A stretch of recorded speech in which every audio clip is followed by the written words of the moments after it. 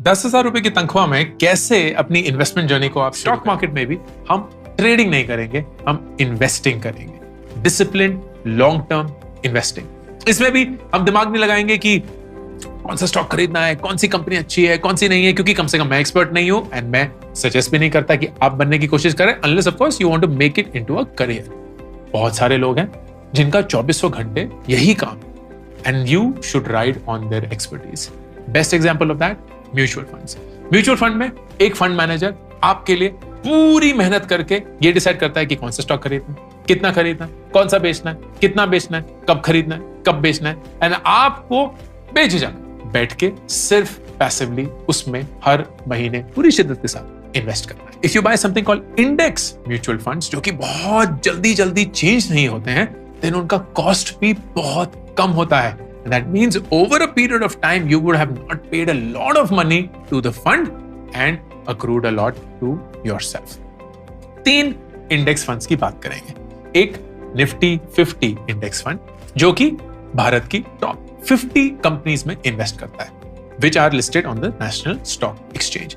आप निफ्टी 50 का कोई भी इंडेक्स फंड ढूंढ सकते हैं एंड उसमें इन्वेस्ट कर सकते हैं। दूसरा index fund is called the mid cap index fund. Mid cap index fund Bharat की मिड साइज्ड कंपनीज के एक इंडेक्स जो यूजुअली 100 कंपनियों का इंडेक्स होता है उसमें इन्वेस्ट करती है। Again a great way to invest and you should definitely consider that as well. And number 3 small cap index mutual fund. Small cap index mutual fund Bharat की स्मॉल साइज्ड कंपनीज में invest करता है and it is a bigger index around 250 companies. तीनों index funds में अंतर क्या है? Biggest is risk. Nifty 50 relatively less risky है। क्यों? क्योंकि भारत की टॉप कंपनीज हैं, तो वही रिलायंस, वही टीसीएस, वही इन्फोसिस, वही एचडीएफसी, वही एसबीआई, तो यू नो मोटा मोटा कि ये पागलों जैसे ऊपर नीचे नहीं जाएंगे।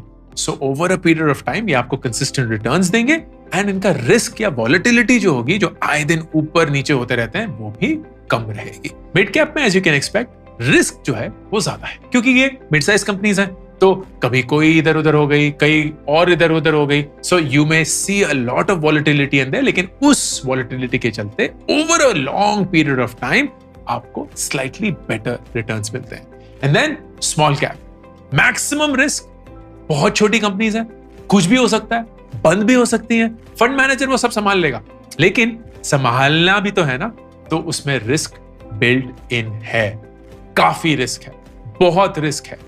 Over only a long period of time वो कंसिस्टेंट रिटर्न्स दे पाता है, लेकिन उस पीरियड में धक धक होती रहती है, विच मे बी एट द